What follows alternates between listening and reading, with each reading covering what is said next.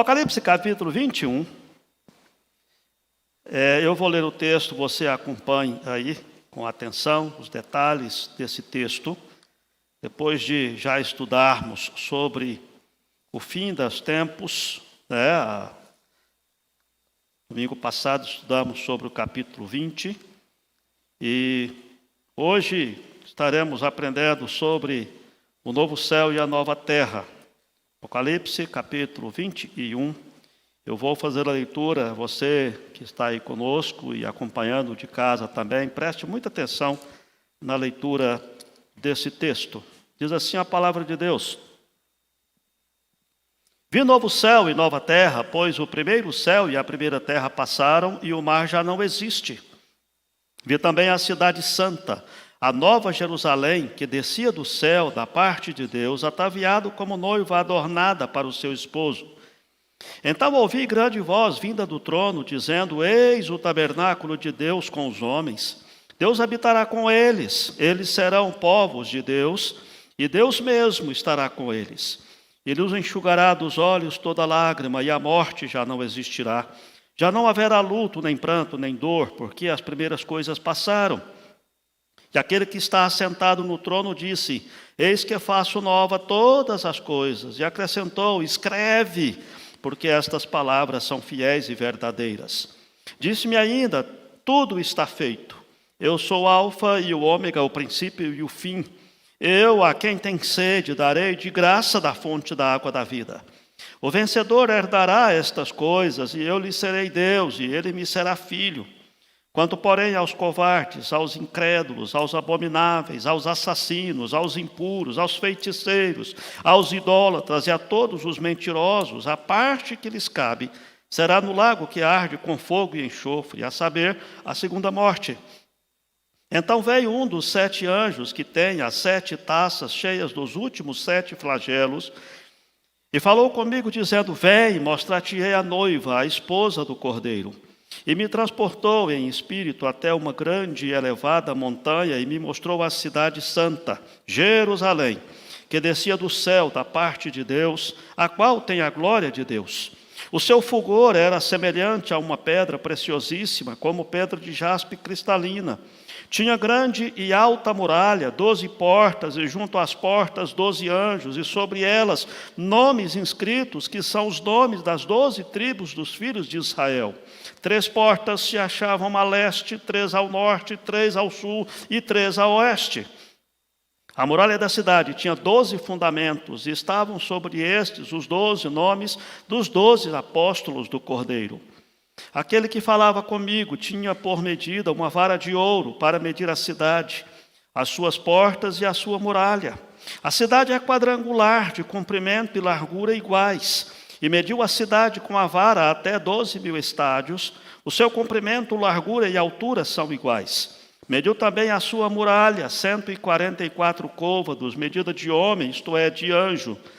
A estrutura da muralha é de jaspe, também a cidade é de ouro puro, semelhante a vidro límpido.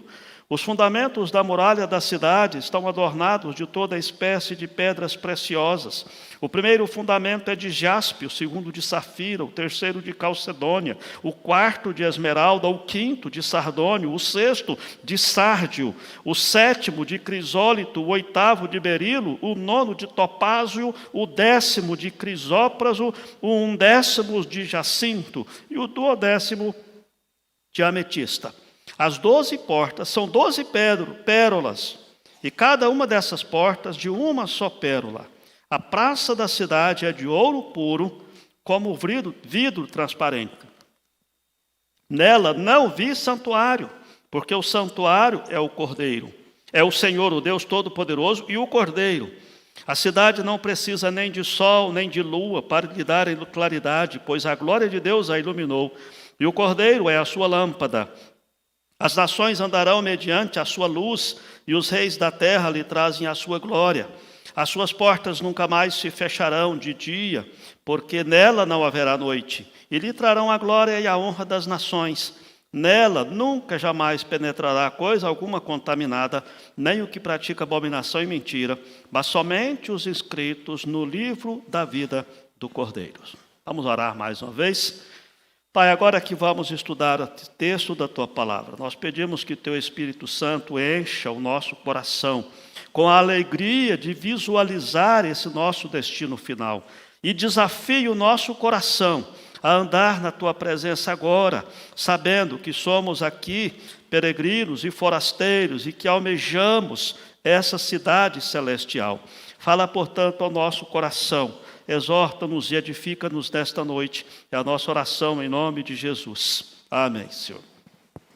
Irmãos, estamos estudando o livro de Apocalipse já há um bom tempo e aprendendo que Apocalipse traz uma linguagem absolutamente simbólica e que é impossível entender de forma literal esses símbolos pelo simples fato de que foram escritos simbolicamente. Ponto final.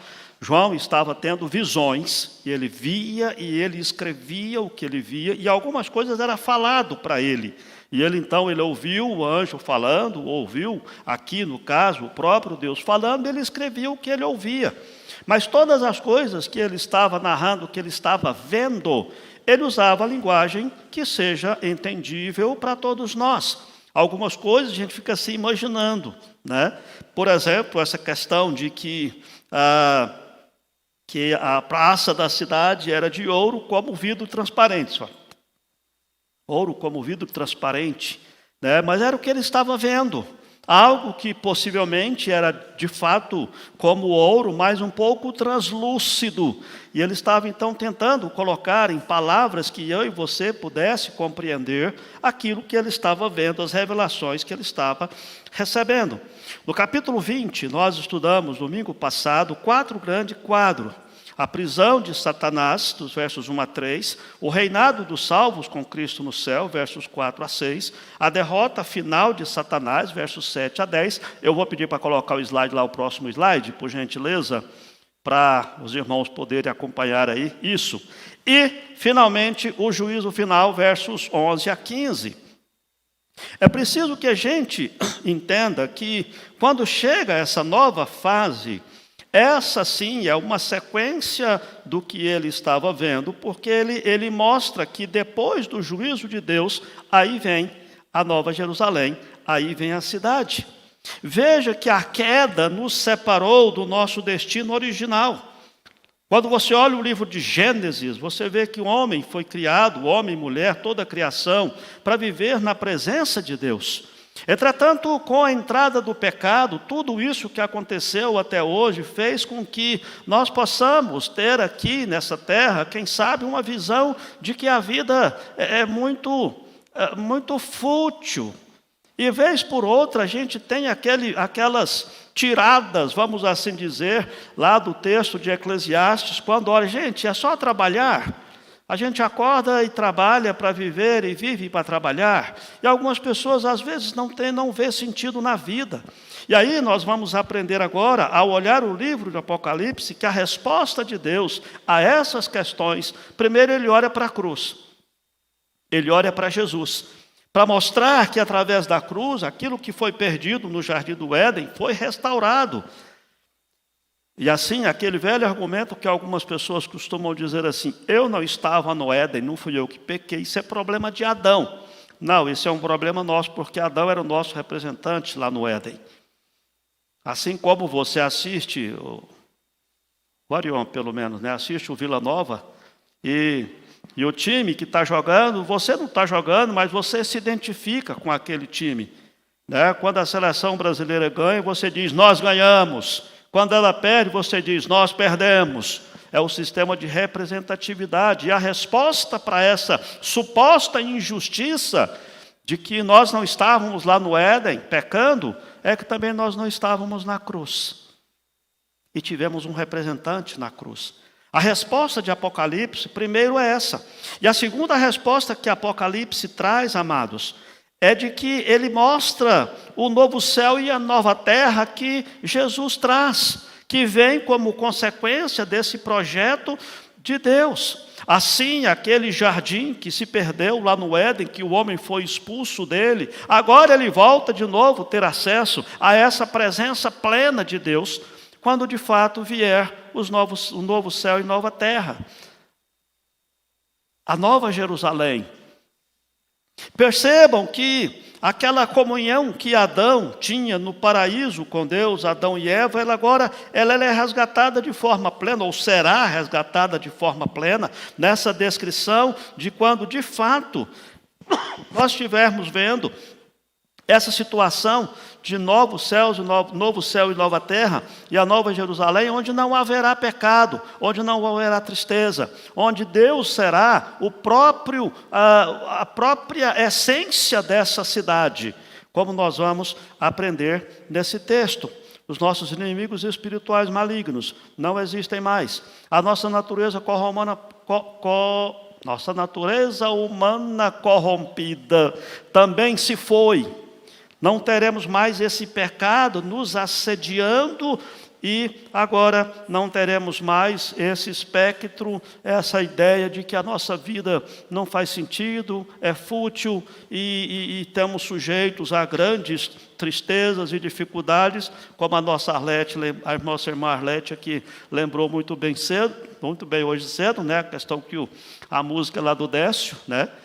E quando eu ganho, ainda assim eu fico triste porque eu vi que eu perdi muita coisa na vida. Mas agora é diferente. Quando Jesus voltar, estabelecer o juízo final, estabelecer agora o início da eternidade com Deus, aí sim é diferente. Vejam que ele já tinha explicado, já tinha falado antes, de que todos os nossos inimigos, o reino do mal, a rebelião contra Deus, será combatido, será exterminado. E quando fala, até mesmo a questão do mar, o mar aqui nesse texto, quando diz o verso primeiro que o mar já não existe, a ideia do mar não é uma ideia, um significado topográfico, mas é teológico. Vocês viram que no Apocalipse todo, sempre o mal estava ligado à rebelião com Deus. Era o diabo que se colocava de pé na areia do mar, eram os inimigos que se aproximavam pelo mar, era a besta que se levantava do mar, e agora nem o mar mais existe. Todos os inimigos foram vencidos e se estabelece agora o reinado pleno e absoluto de nosso Deus, do nosso Senhor. E nós temos aqui 4 quadros bem distintos que quero pegar desse primeiro bloco, usando do segundo para complementar o primeiro, como vou mostrar para os irmãos. A primeira coisa que ele traz aqui, a primeira informação que ele traz aqui, é acerca da cidade de Deus. Está aí no verso 21, capítulo 21, verso 2. Vi também a cidade santa, a nova Jerusalém, que descia do céu, da parte de Deus, ataviada como noiva adornada para o seu esposo. E lá, a partir do verso 10, ele começa a fazer a descrição de como era essa cidade. Veja, se o retorno de Cristo renova e traz um novo céu e nova terra, uma nova cidade, talvez a gente fique pensando assim, como é que a gente concilia isso com 2 Pedro capítulo 3? Vamos dar uma olhadinha lá? Volte a sua Bíblia aí algumas páginas e eu vou deixar aqui meio de um gancho para a gente depois estudar esse assunto com um pouco mais de tempo, ou eu passo a tarefa aí para o pastor Renan, pastor Rubens, pastor Carlos, né, para eles estudarem com a gente essa questão da destruição da terra. Olha só o que diz 2 Pedro capítulo 3, verso 8. Verso 9, não retarda o Senhor a sua promessa, como alguns a julgam demorada. Pelo contrário, ele é longânimo para convosco, não querendo que nenhum pereça, senão que todos cheguem ao arrependimento. Verso 10, virá, entretanto, como ladrão o dia do Senhor, no qual os céus passarão com estrepitoso estrondo, e os elementos se desfarão abrasados. Também a terra e as obras que nela existem serão atingidas. Visto que todas essas coisas hão de ser assim desfeitas, deveis ser tais como os que vivem em santo procedimento e piedade, esperando e apressando a vinda do dia de Deus, por causa do qual os céus incendiados serão desfeitos e os elementos abrasados se derreterão. Nós, porém, segundo a sua promessa, esperamos novos céus e nova terra, nos quais habita a justiça. Como eu disse, esse é um assunto que nós precisamos depois estudar com um pouco mais de detalhes, porquanto a totalidade do que a Bíblia traz é de que haverá de fato uma nova sociedade sem injustiça nenhuma. Paulo diz que a própria criação, ela aguarda a redenção. A própria criação geme, aguardando por esse dia, não dando a entender que será uma destruição total e absoluta da terra, no sentido de que tudo que nós vemos não vai existir mais. Mas a resposta talvez seja vista naquela analogia com o dilúvio no tempo de Noé, quando de fato Deus destruiu o mundo daquela época, não o mundo em si, mas Deus tirou Noé da terra, colocou na arca, destruiu, limpou, removeu os pecadores em julgamento, purificou o mundo da corrupção e colocou de novo Noé e sua família ali. É por isso que quando falamos de uma sociedade justa, uma sociedade cheia de nações, inclusive, que ele cita aqui na frente, é a ideia de que Deus estará presente numa nova terra, redimida de uma forma diferente. Na verdade, a gente não tem uma resposta correta ou completa dessa questão, porquanto de fato não temos condições de ter mesmo. Por exemplo, quando fala que a terra dará os seus mortos, que ressuscitarão, se você for contar todas as pessoas que já viveram durante toda a história da humanidade, você vai chegar a um número absurdamente alto. Mas a Bíblia diz que isso vai acontecer. Até aqueles que morreram nos mares, nós aprendemos que os mares darão de volta os seus mortos. E nós aceitamos e cremos e sabemos disso pela fé e confiança no que a palavra de Deus diz, porquanto essas palavras são fiéis e verdadeiras, conforme diz o verso 5. Jerusalém foi o centro terreno dos atos redentivos de Deus na história, inclusive da crucificação de Jesus, inclusive de todo o ministério de Jesus. E agora, a palavra vem dizer que quando chega esse momento de Deus estabelecer uma sociedade, um reino, onde Ele reina absoluta, sem nenhuma injustiça, sem nenhuma lágrima, Ele chama de Nova Jerusalém. Chama da cidade santa. Não é uma cidade grande, não é uma cidade influente, não é uma cidade divertida. Não, ele fala da cidade santa. A santidade é a primeira característica dessa cidade, desse local onde nós estaremos junto com o nosso Deus, de forma santa plenamente. Hoje, quando Deus diz, sede santos, porque eu sou santo, nós sabemos que nós temos que buscar a santidade. Mas nós sabemos que ainda estamos sujeitos, não somente ao nosso coração pecador, não somente às tentações do mundo, não somente à influência do próprio diabo e seus anjos, das forças espirituais do mal, mas haverá um momento em que nessa cidade santa não haverá mais isso. Quando nós olhamos essa segunda parte do texto, a partir do verso 10, e quero apenas destacar o que significa esses detalhes todos. Por quê, amados? Porque em João, aí no verso 10 a 21, João compara a santidade e a glória da cidade a uma joia brilhante.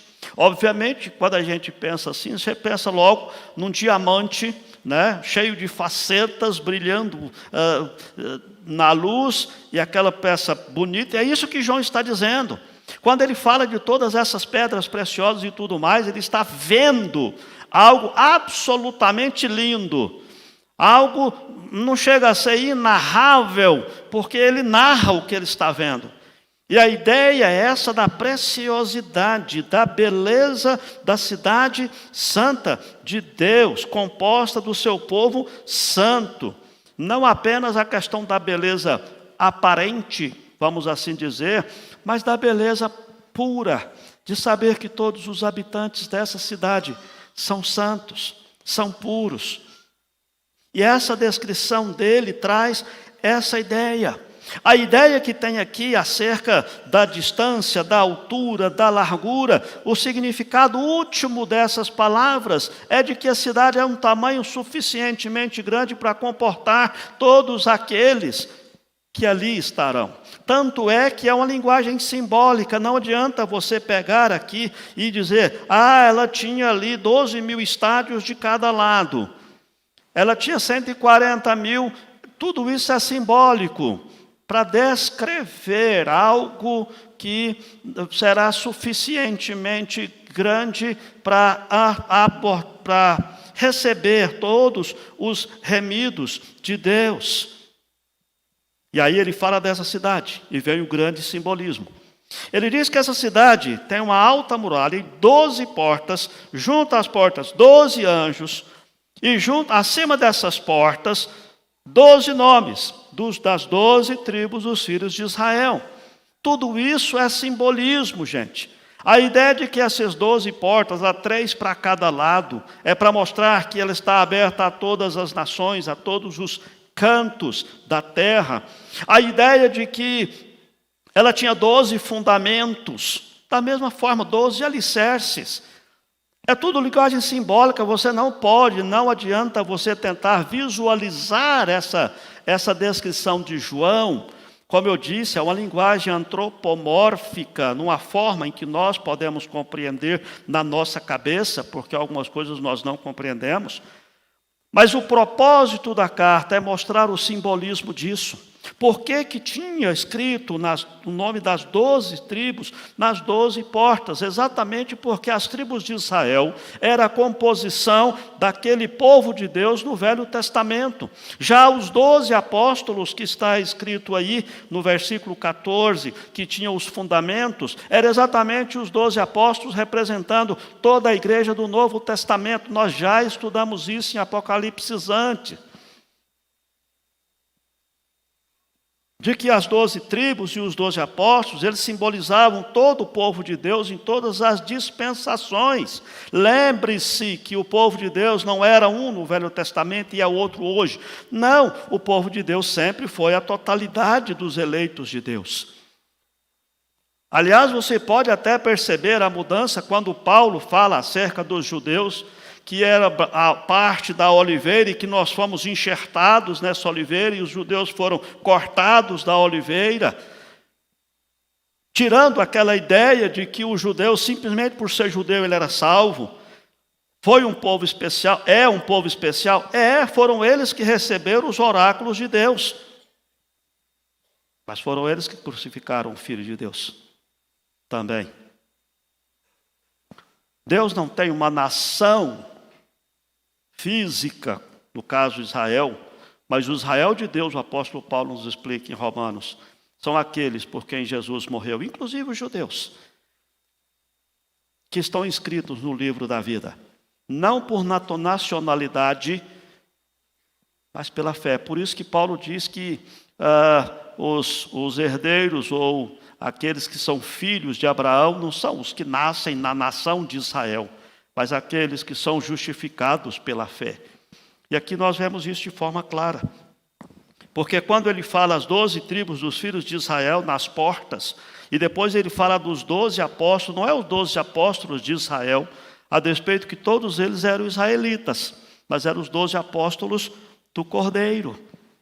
E percebam que os 12 apóstolos, eles estavam com os seus nomes nos alicerces da cidade.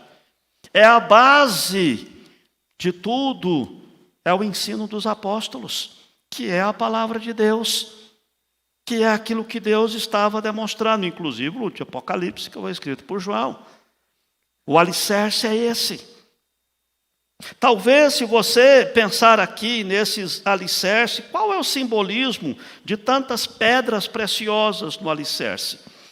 Na realidade, esse é um mistério que não se tem uma interpretação fechada sobre isso.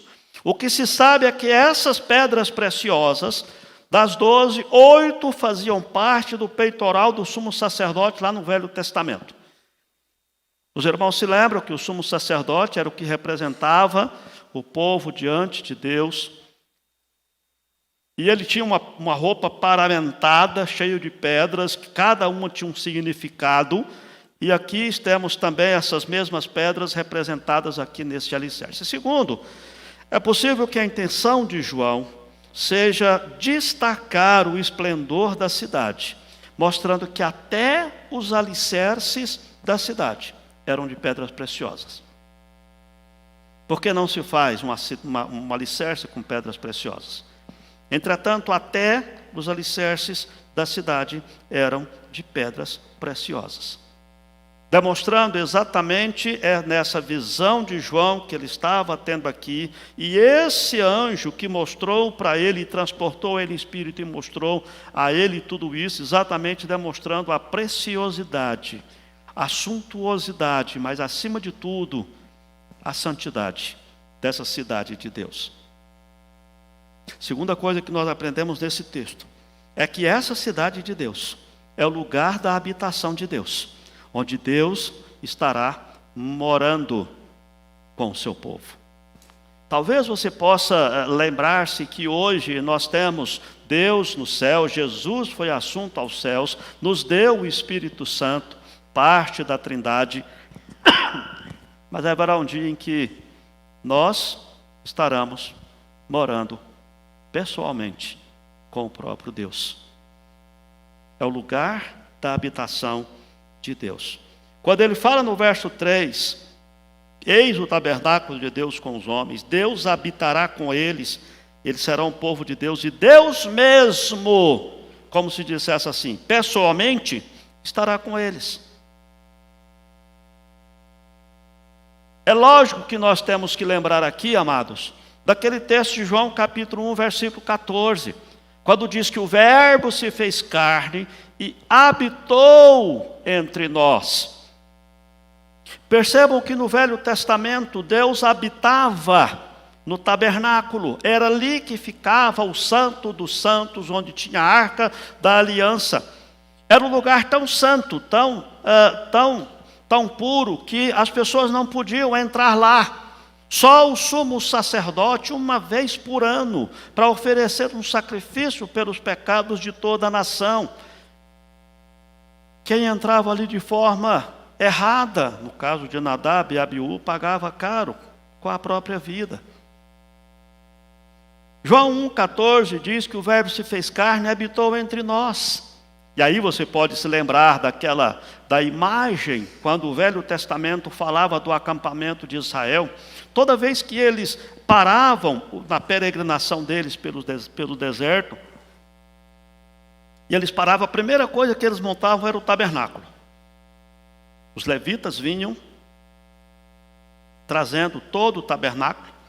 Aliás, os irmãos que mexem com música e que gostam de se chamar de levitas, lembre-se que os levitas carregavam todo o peso do tabernáculo. Não era só tocar, não.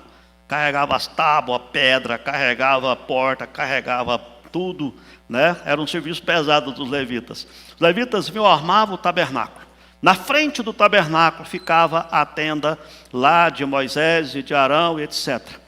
Ao redor do tabernáculo ficava o acampamento dos levitas. Depois as tribos eram montadas estrategicamente, cada um num determinado local, de tal forma que o tabernáculo ficava no centro. Simbolismo de novo. O símbolo era Deus está no nosso meio. Ele está no centro do nosso arraial. João 1,14 diz que o Verbo se fez carne e saiu de dentro do tabernáculo e veio morar dentro das nossas tendas. Veio para dentro da nossa casa. Veio para dentro da nossa vida. Ele se fez um de nós. João 1,14. Agora está dizendo que o próprio Deus estará nesse tabernáculo e que nós estaremos junto, morando com Deus, nesse tabernáculo com os homens. Pessoalmente com Deus. Essa é a ideia que ele mostra. E lá no verso 22, quando João fala acerca do que ele viu, ele diz assim: eu não vi um templo nessa cidade. Não tinha igreja nessa cidade. Ou não terá, né? Usando a descrição do que João estava vendo. Por que, amados? Porque o templo é um lugar separado dos outros lugares, simbolizando onde os homens encontram-se com Deus. O que vocês vieram fazer aqui hoje? Adorar a Deus. Mesmo sabendo que o Verbo se fez carne e habitou entre nós, ainda assim nós nos reunimos como povo de Deus, como comunidade do povo de Deus. Nós adoramos a Deus junto. Nós buscamos a Deus aqui nesse lugar. Deus está na nossa casa, tanto aqui. Mas Deus estabeleceu que o seu povo vivesse numa comunidade, que nós estivéssemos servindo juntos. Aqui nós buscamos a presença de Deus. Lá João diz que naquela cidade não haverá um templo, porquanto Deus estava presente na cidade toda. Deus estava presente na cidade toda. Não haverá mais aquela separação entre o que é secular e o que é sagrado. Porquanto Deus estará em toda a cidade, Deus estará presente. Também no verso 23 diz que ela não precisa de luz física, né? De que a cidade não precisa nem do sol, nem da lua para lhe dar em claridade, porque a glória de Deus a iluminou. E olha só que interessante, o Cordeiro é a sua lâmpada. A glória de Deus é que ilumina a cidade, e a insuperável luz da glória de Deus é revelada pela lâmpada de Cristo. O Cordeiro é a sua lâmpada. Ele reflete a sua glória. Volta de novo para João 14. O Verbo se fez carne e habitou entre nós, cheio de graça e de verdade. E vimos a sua glória. Glória como? Do unigênito do Pai. Jesus expressa, reflete, demonstra toda a glória do Pai. Na verdade, Jesus afirma: eu e o Pai somos um. Mas obviamente que na economia da Trindade, nós percebemos que cada uma das pessoas da Trindade tem o seu papel, tem a sua função. E aqui nós vemos essa ideia de que a glória, ela é expressada pelo Cordeiro, que é a sua lâmpada. Depois nos versos 24 e 26, quando fala de que as nações andarão perante as suas leis, luz, e os reis da terra trazem a sua glória, e lhe darão a glória e honra das nações. Essa linguagem parece ser meio confusa para alguns. Por quê? Porque as nações acabaram de deixar de existir. Chegou o julgamento final, o juízo de Deus. Como assim as nações? Que nações são essas? Essa é a ideia, amados, que nós temos aqui. Exatamente que acontecendo após o julgamento final, quando todos os incrédulos e inimigos de Deus foram derrotados e lançados no lago de fogo, capítulo 20, verso 15, certamente que João está tentando demonstrar aqui, os crentes de todas as nações que vêm desta terra para essa cidade santa, toda raça, tribo, povos, línguas e nações, como ele já tinha dito antes em outro texto, que estão agora se oferecendo para a adoração a Deus. Não só israelitas, não só judeus, mas gente de todas as tribos, de todas as nações, representados aqui pelos reis da terra, pelos líderes de toda a terra. A porta da cidade não se fechava, como diz o verso 25, ou não se fechará, né, de dia. Primeiro porque não haverá noite. E porta é um instrumento de defesa, mas todos os inimigos de Deus foram vencidos, subjugados e lançados no lago de fogo, como diz o capítulo anterior. Então nós vemos a cidade de Deus, que é o lugar onde Deus habitará pessoalmente. Aí vem aquela velha questão dos nossos hinos, que diz que face a face o veremos. Cidade de Deus, que é a habitação de Deus. Mas tem uma terceira lição e informação preciosa que Deus nos traz aqui. É o cuidado eterno de Deus com o seu povo. Nos versos 4 a 7. Quando ele diz que ele vai enxugar dos olhos toda lágrima e a morte já não existirá, não haverá pranto, nem luto, nem dor, porque as primeiras coisas passaram. Eu vi esse texto ontem, acho que foi ontem, mexendo na televisão, passando ao Titanic. Aí quando o Titanic está afundando, tem lá um pregador lá, né, citando exatamente esse texto. Porque na hora do sufoco as pessoas se lembram desse texto. Às vezes as pessoas vivem a vida toda sem lembrar de Deus. Mas na hora do sufoco é que as pessoas se lembram desse texto. E nós precisamos aprender, irmãos, a lembrar desses textos fora dos horários de sufoco da nossa vida. É como alguns hinos que a gente só canta em velório. Mas são hinos tão bonitos que não podem ser cantados só em velório. Eles são próprios para a velório dos crentes. Mas nós não podemos lembrar só deles em velório. Existem alguns textos que são clássicos quando fazemos o ofício fúnebre, como esse. Mas esse texto não é só para ofício fúnebre. Pelo contrário, esse texto tem que estar no nosso coração o tempo todo, porque é esse texto, essas palavras, essa ideia do cuidado de Deus que nos motiva a andar com Jesus, a saber que a despeito de tanta tristeza, tribulação e lágrima que a gente possa passar aqui, haverá um dia em que Deus enxugará dos nossos olhos toda lágrima.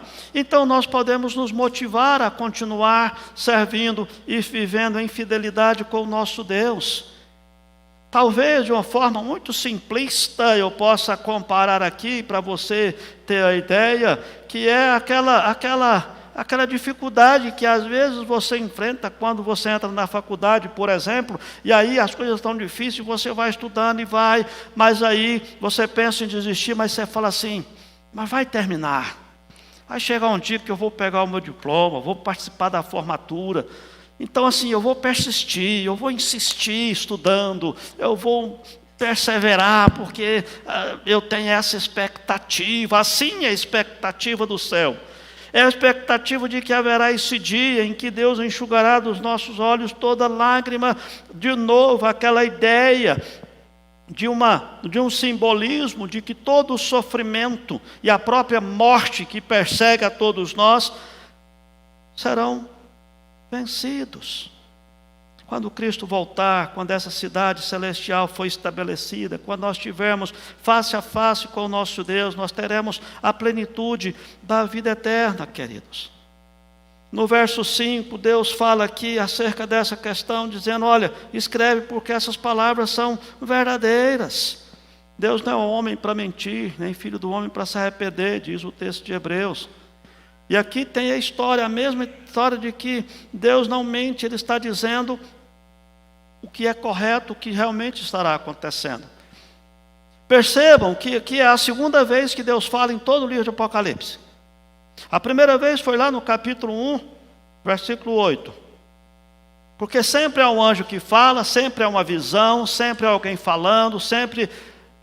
Agora não, é o próprio Deus, aquele que está assentado no trono.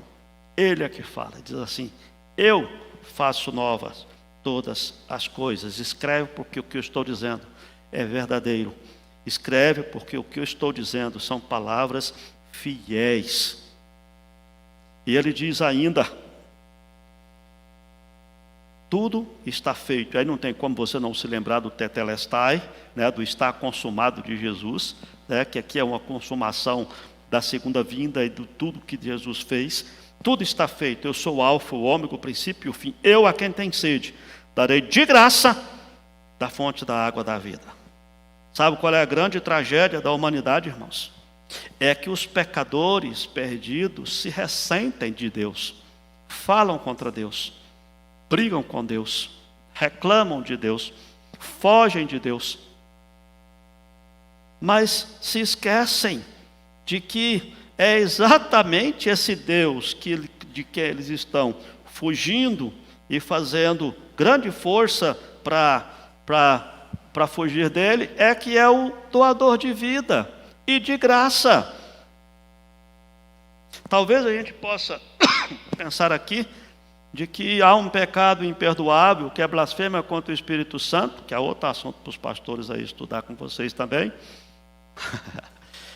Que é exatamente o fato de que se é o Espírito Santo que convence o pecador, se é o Espírito Santo que converte aquele que foge, ele na verdade está fugindo para longe da única fonte de graça, a única fonte de bênção. E Deus diz aqui que eu vou dar àquele que tem sede águas de graça. E finalmente aqui nesse bloco do cuidado eterno de Deus, vem o verso 7, significativo para mim e para você, que o vencedor herdará essas coisas, e eu lhe serei Deus, e ele me será filho.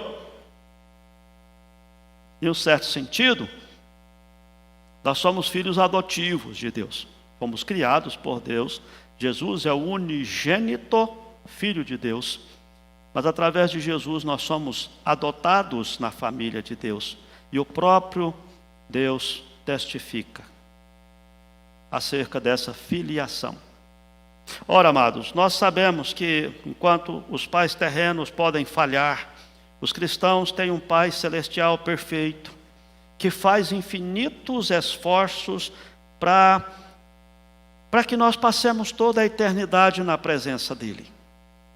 Deus não depende da gente acreditar nele, no sentido de, eu não sei se Deus é meu pai ou não. Deus é pai, diz aqui que de fato seremos filhos de Deus, e Deus mesmo está declarando isso. O amor de Deus é um amor rico, profundo, crescente, e será a herança de todos aqueles que se aproximam a Ele através do Filho Jesus Cristo, e são transformados também filhos de Deus.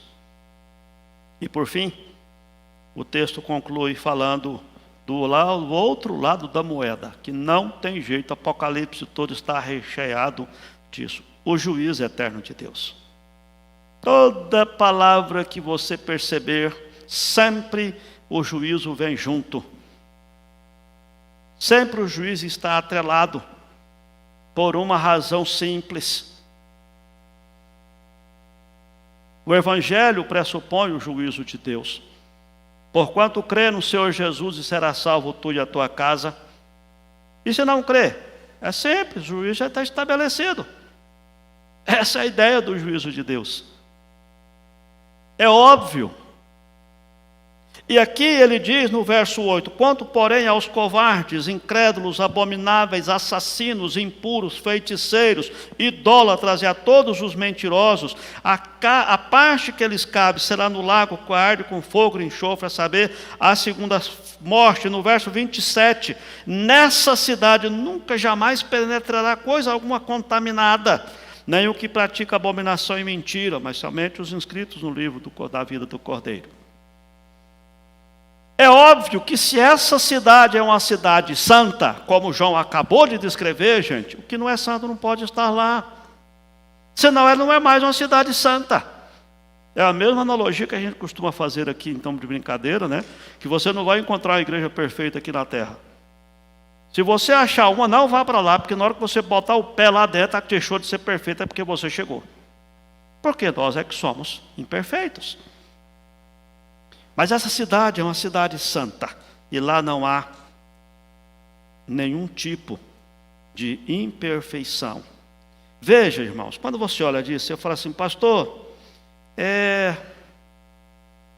mas eu tenho meus pecados. Aqui diz que os mentirosos não entrarão na cidade, e eu tenho esse hábito de mentir. De fato, eu reconheço, eu sei que eu estou errado, etc. e tal. Mas você precisa aprender e entender o que Deus está dizendo aqui. Nesse verso 8, ele coloca dois grupos. O primeiro grupo se refere àqueles que professaram a fé em Cristo, mas abandonaram a sua confissão de fé sob a pressão do mundo, que são os covardes, e aos incrédulos. Percebam, você não pode colocar todas essas classificações como sendo pessoas impossíveis de entrar naquela cidade. É impossível de entrar naquela cidade desse jeito, porquanto o próprio Jesus veio exatamente para salvar os pecadores. Então quem cometeu um assassinato, pastor, não pode ser salvo? Claro que pode, para isso nós pregamos o Evangelho.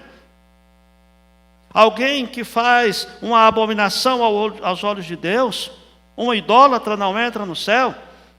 Então não adianta evangelizar um feiticeiro. Não, pelo contrário, são essas pessoas que precisam ser evangelizadas e mostradas o amor de Deus para que sejam transformadas.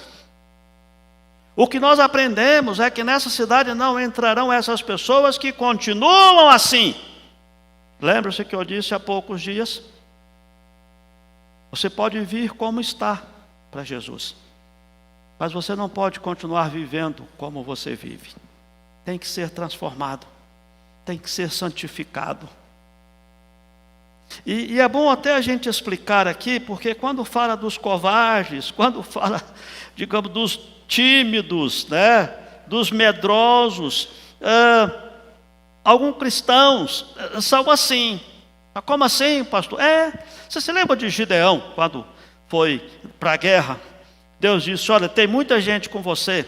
Gideão chega para o povo e diz assim, gente, quem for tímido e medroso, pode ir embora para casa, não precisa guerrear com a gente. Vocês se lembram quantas pessoas foram embora e deixaram Gideão na chapada?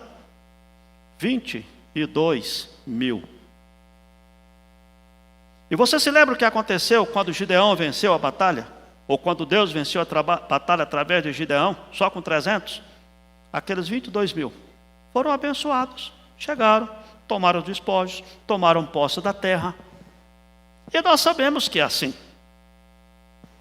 Nós sabemos que há crentes que são atirados, que eles são proativos, eles querem trabalhar, eles querem ter função, eles querem falar de Jesus.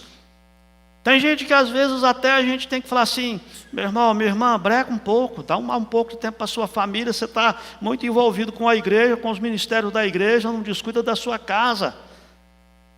Mas veja, mesmo aqueles crentes que são quietos, no cantinho deles e tudo mais, eles são abençoados por todos os outros que estão fazendo o trabalho.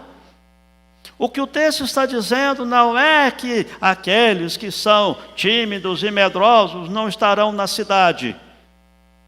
Ele está se referindo aqui aos covardes e àqueles que abandonam a fé.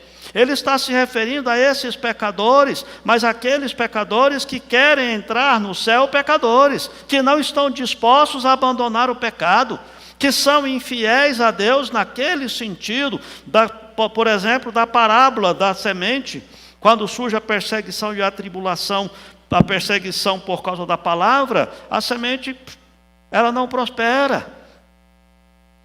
Percebam que nós precisamos suportar as provações com determinação, porque elas testam a genuinidade da nossa fé, para ver se de fato somos de Deus. É nesse sentido, porquanto se porventura, essa lista toda traz aqui pecadores, cujas vidas caracterizam a impiedade do mundo, assassinos. A ideia que ele traz aqui dos impuros são dos sexualmente imorais, feiticeiros, idólatras, mentirosos. Esses são os tipos de pecados que Jesus repreendeu nas 7 cartas, mas sempre nesse sentido, a fim de que abandonem o pecado, assim que se voltem para o nosso Deus que é rico em perdoar, a fim de que se convertam, a fim de que mudem de vida, a fim de que santifiquem. São os pecadores incrédulos e contumazes a que Deus se refere nessa lista. Na verdade, eles glorificarão a perfeita justiça de Deus com a condenação deles. Porquanto nosso Deus é um Deus justo. E essa é a ideia. Agora, olha só o contraste que ele faz aqui nesse versículo 27. O contraste com os ímpios estão aqueles cujos nomes estão escritos no livro da vida do Cordeiro. Verso 27. Talvez a gente pudesse dizer assim, o que tinha que estar escrito era assim: nela jamais penetrará coisa alguma contaminada, nem o que pratica abominação e mentira, mas somente os que falam a verdade, que não fazem abominação, é que entrarão nessa cidade. Não. Ele diz, não vai, somente entrarão nessa cidade os inscritos no livro da vida do Cordeiro. Aí nós chegamos, gente, numa questão que muito crente tem dúvida. Pastor, se o meu nome tem que estar inscrito no livro da vida do Cordeiro, como é que eu sei? Como é que eu posso ter certeza de que meu nome está lá? A evidência da nossa salvação, queridos, é exatamente o fato de nós estarmos buscando consagração, a santificação. Vejam que não é que o crente perde a salvação, mas muitas pessoas, por causa do que fazem e do jeito que vivem, elas demonstram que não são salvas, porquanto cometem pecado e não se arrependem. Lembre-se de Davi, que foi chamado do homem segundo o meu coração pelo próprio Deus, lá no livro de Atos. Cometeu pecados, mas quando foi confrontado pelo profeta de Deus, quando foi confrontado pela palavra de Deus, ele só disse uma coisa simples: pequei contra o Senhor. Ele admitiu o pecado. E quando nós somos confrontados com a palavra, é isso que Deus espera de nós. Que nós olhemos para nós, que nós falemos: eu preciso mudar de vida, eu preciso buscar mais a Deus, eu preciso desenvolver a minha fé, eu preciso servir ao Senhor com alegria, eu tenho que deixar de lado a minha vida cristã relaxada, eu tenho que deixar de lado a minha displicência espiritual, eu tenho que deixar de lado uma vida espiritual rotineira, morna, sem nenhuma intimidade com Deus. É isso, essas são as evidências de alguém que está escrito no livro da vida do Cordeiro. Não é que essas pessoas são perfeitas, não têm pecados, porque mesmo esses pecados descritos aqui, que estarão condenados por Deus, são tipos de pecados que são pagos pelo preço caro que Jesus pagou na cruz. Mas aqueles que estão no livro da vida do Cordeiro, eles têm as evidências de que mesmo que eu peque, o meu coração se quebra diante de Deus. É por isso que todo culto, os irmãos que fazem a liturgia aqui, falam: irmãos, confesse o seu pecado pessoalmente, porquanto por mais que o nosso culto ele é público, mas ele é também individual. Por mais que o irmão que orou aqui fala: Senhor, perdoe os pecados do teu povo, mas lá no seu coração você precisa alistar os pecados um por um, não a multidão dos meus pecados, mas fale para Deus quais são os seus pecados, reconheça diante de Deus a dureza do seu coração, porque essa é a evidência.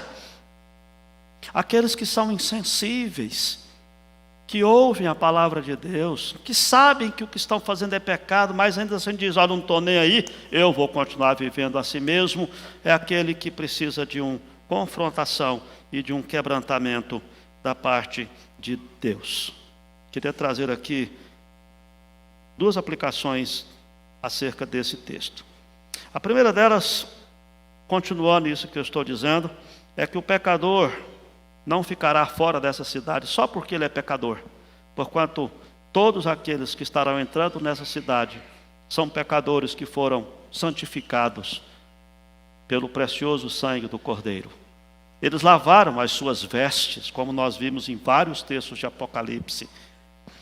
Portanto, não é o fato de ser pecador que deixa a pessoa excluída do reino de Deus. Ficarão excluídos aqueles que deliberadamente, com os olhos bem abertos, continuam no pecado, sabendo que estão vivendo no pecado e não se sentem constrangidos diante de Deus, a clamar pela graça de Deus.